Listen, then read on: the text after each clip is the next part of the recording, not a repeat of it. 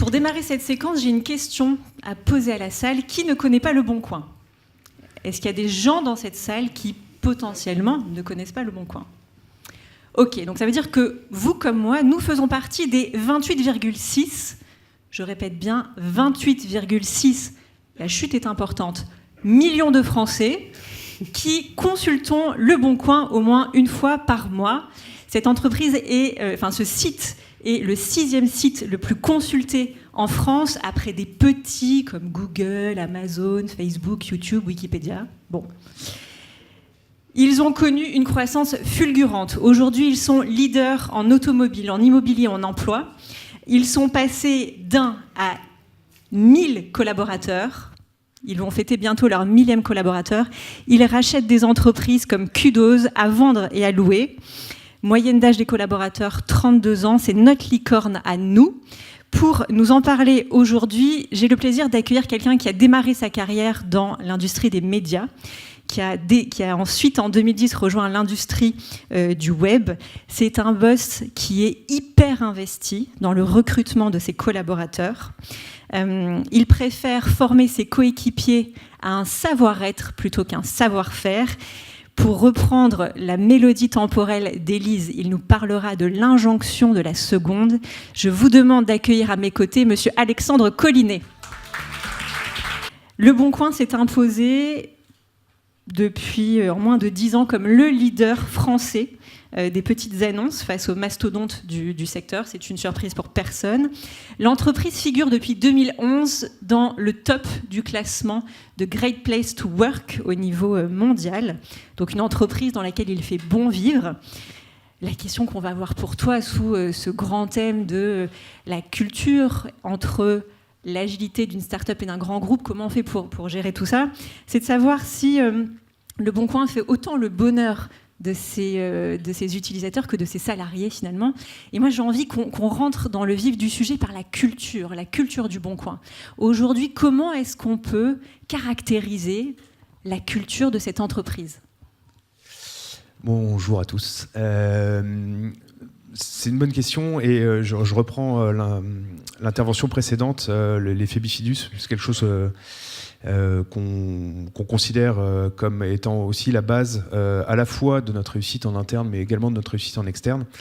Et nous, on a tout misé dès le départ sur la cohérence entre la culture d'entreprise qu'on voulait mettre en place. Moi, j'ai la chance d'être arrivé, on était une dizaine, donc ça permet de planter un tuteur et puis de faire grandir la plante autour de manière harmonieuse. Et la cohérence entre l'image que les utilisateurs ont de notre site et nos valeurs personnelles aussi de dirigeants. Et c'est ces valeurs-là qu'on a essayé de transmettre aux équipes et qu'on essaye encore de transmettre. Elles sont écrites nulle part. Si vous venez au Bon Coin, vous ne les verrez pas écrites.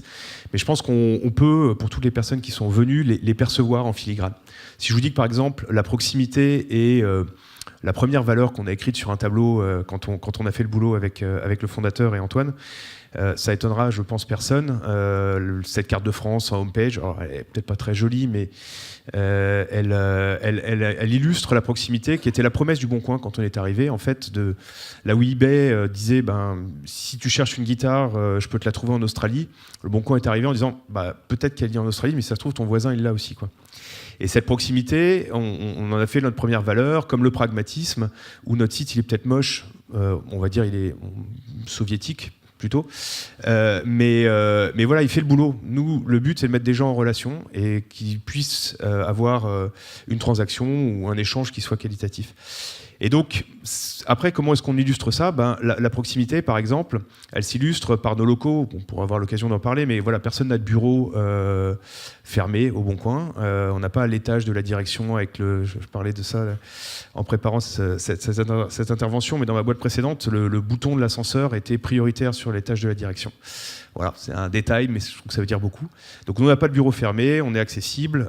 Si j'ai envie d'aller parler avec un télévendeur, je le fais. S'il a envie de venir me parler, il vient le faire. Et voilà, elle s'illustre comme ça, ces valeurs. Et je pense que le fait d'être cohérent entre ce qu'on vit en interne, ce que les utilisateurs perçoivent du site, c'est la meilleure façon d'être aligné et de ne pas avoir de dissonances qui sont terribles en matière de culture d'entreprise. Alors, indépendamment de la valeur de proximité, si on se questionne sur le rapport au changement, et la notion de changement. On parlait effectivement de ces bureaux dynamiques qui peuvent être d'un côté anecdotiques, mais de l'autre qui sont extrêmement révélateurs d'une culture d'entreprise. Votre rapport au changement, il s'illustre comment concrètement ? Il est clé dans un milieu digital. On parlait des temps courts. On a eu en 2015, donc juste après que le fondateur quitte la société et qu'Antoine prenne le poste de dirigeant, on s'est aperçu que l'audience avait basculé. Elle était passée de 30% sur mobile à 70% en moins de 2 ans.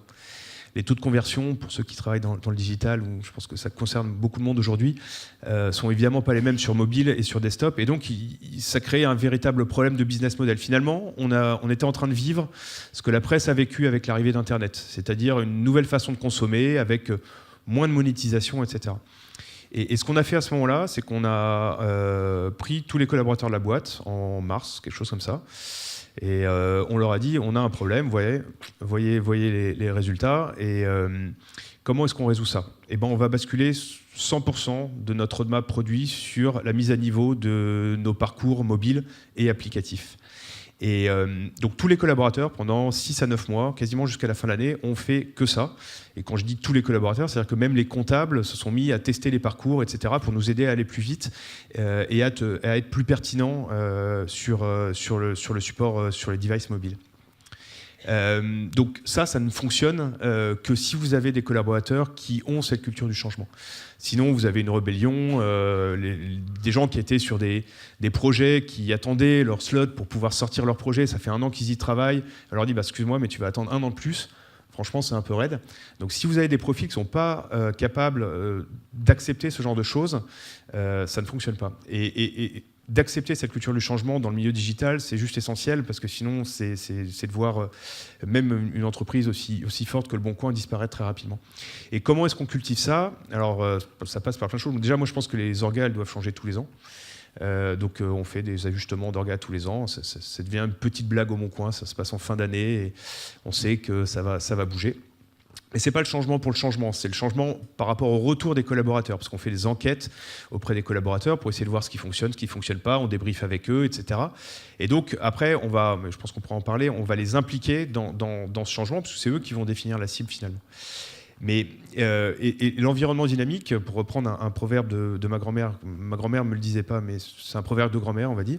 Comme on fait son lit, on se couche. Je reste persuadé que si on vient tous les jours, qu'on a le même bureau, les mêmes voisins, qu'on arrive à la même heure, qu'on va bouffer avec les mêmes collaborateurs, la culture du changement, c'est pas top, quoi. Alors que si vous arrivez le matin, que vous essayez à un autre endroit, qu'il y a la lumière qui est différente, que vous allez bouger l'après-midi parce que vous avez des réunions, que vous avez des collègues qui sont pas les mêmes, qu'on organise, nous, des lunch dating, c'est les RH qui organisent ça, c'est vachement bien. C'est tous les mardis, ceux qui veulent déjeuner avec on ne sait pas qui, s'inscrivent et puis vont déjeuner dans un endroit juste pour partager avec des collègues avec qui ils n'ont pas l'habitude d'échanger, etc.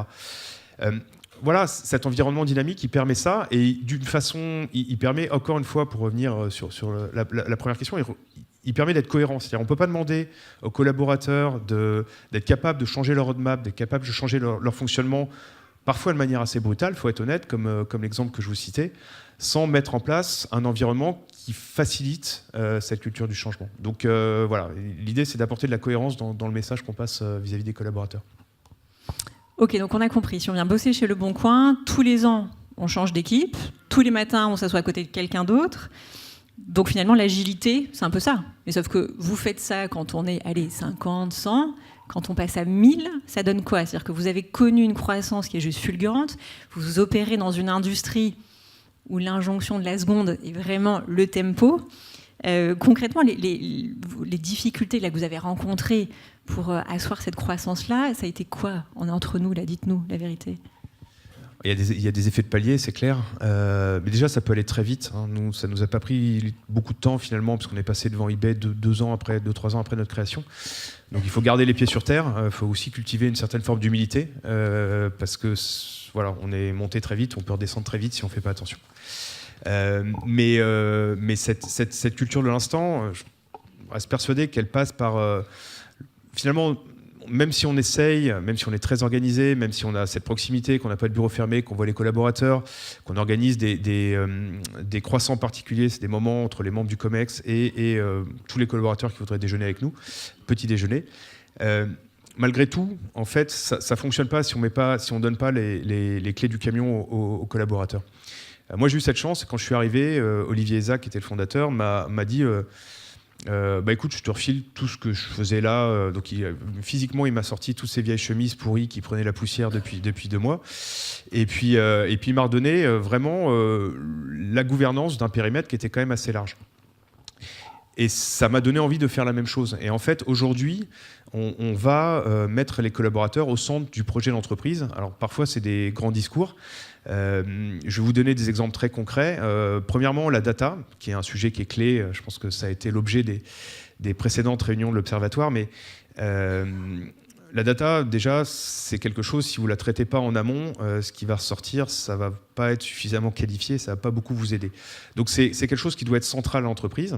Et nous, on avait des analyses dans un coin et des développeurs dans l'autre. Et les analyses gueulaient sur la capacité qu'ils avaient à utiliser des datas qui n'étaient pas propres. Et les développeurs disaient, moi, je passe mon temps à t'envoyer des données et t'en fais rien.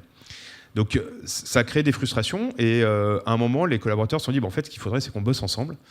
Donc ils sont venus nous porter ce projet et on a dit banco. Donc aujourd'hui il y a une équipe data au Boncoin qui gère toutes les problématiques data de la boîte.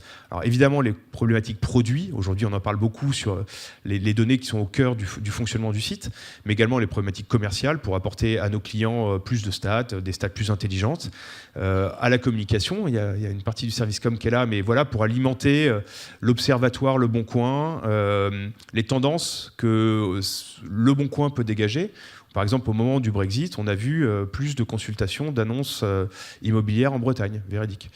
Voilà, donc il y a des trends qui aujourd'hui peuvent sortir parce que cette équipe, elle est au cœur de la société, elle est agnostique et elle n'est pas rattachée soit à une direction technique, soit à une direction marketing, comme c'est trop souvent le cas. Et on a fait la même chose pour notre organisation produit, qui justement, typiquement, à 200 développeurs, avoir de l'agilité, c'est difficile, y compris dans ces process. Surtout quand on a un produit qui est très monolithique d'un point de vue technique, qui est très, très, très, très efficace, mais du coup qui ne permet pas la parallélisation des développements.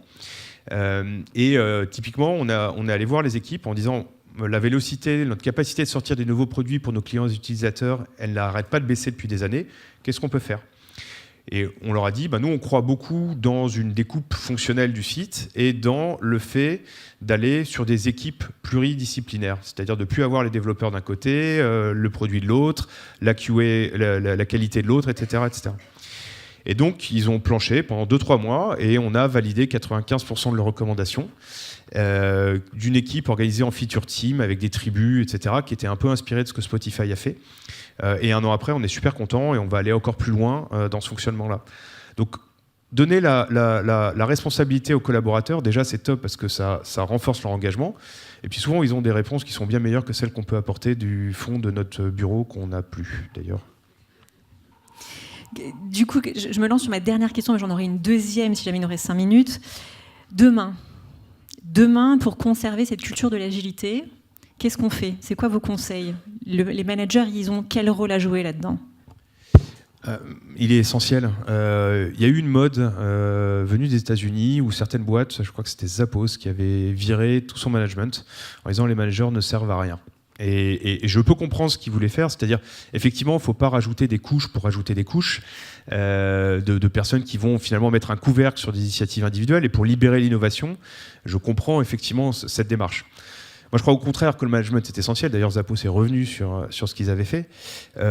Par contre, le rôle du manager aujourd'hui est totalement différent de celui qu'il y avait. Et je pense que ça fait partie aussi des choses qui ont été dites précédemment. Aujourd'hui, le rôle du manager, je pense que c'est d'être très ferme et relativement intransigeant sur le cadre. Et le cadre, il commence par la culture. Nous sommes une boîte extrêmement bienveillante au Boncoin. Mais c'est vrai qu'on est intransigeant sur les valeurs de la boîte. Quelqu'un qui va être le meilleur expert du monde en intelligence artificielle ou en blockchain, s'il est dogmatique, il ne passera pas 3 mois au Boncoin. Ça ne fonctionnera pas parce qu'il va générer beaucoup plus de conséquences négatives en termes de culture interne que ce qu'il va apporter lui-même. Les Lone Stars, ils ne vont pas fonctionner au Boncoin. Donc il faut être intransigeant sur ces valeurs. Nous, on le fait en étant très investi aussi au niveau de la direction sur le recrutement.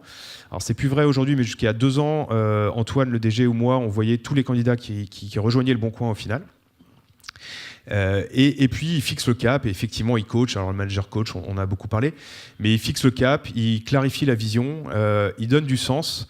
Et effectivement, même si c'est mis à mal par certaines enquêtes, moi je reste persuadé, et ça correspond à ce que les collaborateurs peuvent me dire, c'est-à-dire, mais faut que c'est quoi la vision, c'est quoi le sens? De temps en temps, on dit, je t'expliquais quand même. Même pour nous, c'est assez challengeant, mais ça reste clé. Et c'est vrai qu'être le bon coin en matière de sens, ça nous aide beaucoup en interne, parce qu'on est une boîte qui est utile pour les Français, parce qu'on est investi. Je lisais la presse hautement qualifiée, c'était le Sun. Je vous aime. Donc N'Golo Kanté a payé plus de taxes en Angleterre que Amazon et Starbucks réunis. Voilà, nous on est fiers de payer nos impôts en France, et je pense que 95% des collaborateurs ils bossent au bon coin parce qu'on est une boîte qui est responsable et qui investit. Et au final, c'est ça qui fait que derrière, ils sentent la capacité de mettre en place et de proposer des organisations différentes.